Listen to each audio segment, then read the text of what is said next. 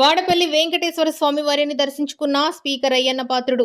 కోనసీమ తిరుమల వాడపల్లి వెంకటేశ్వర స్వామి వారిని Andhra Pradesh assembly speaker చింతకాయల అయ్యన్న పాత్రుడు కుటుంబ సభ్యులతో కలిసి దర్శించుకున్నారు. స్వామివారి దర్శనం అనంతరం ఆలయ వేద పండితులు ఆశీర్వచనం చేశారు. ఆలయ చైర్మన్ ముదునూరి వెంకటరాజు, ఆలయ డిప్యూటీ కమిషనర్ నల్లం సూర్యచక్రధర్రావు, ఆలయ అర్చకులు, ఆలయ సిబ్బంది తదితరులు పాల్గొన్నారు.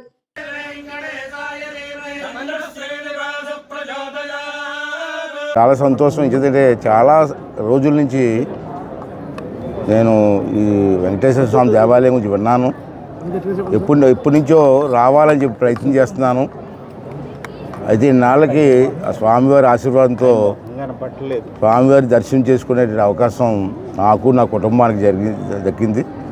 వాడపల్లి వెంకటేశ్వర స్వామి దేవాలయం గురించి చాలా పెద్ద ప్రచారం జరుగుతుంది.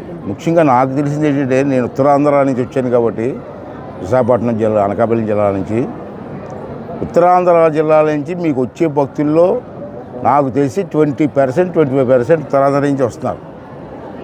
ఏ ట్రైన్ చూసినా, ఏ బస్సులు చూసినా మీరు వాళ్ళు ఎక్కడికి వెళ్తున్నారంటే స్వామివారి దర్శనానికి వెళ్తున్నామని చెప్తున్నారు.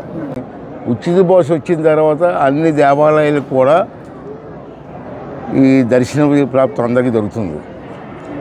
ఏదేమైనా స్వామివారి దర్శనం, స్వామివారి ఆశీర్వాదం ప్రతి మనిషికి అవసరం. మరి ఇక్కడ ప్రత్యేకత ఏంటంటే, నేను విన్నది, దీని గురించి తెలిసిన తర్వాత నేను కూడా చరిత్ర విన్నాను కొంతమంది పెద్దల దగ్గర.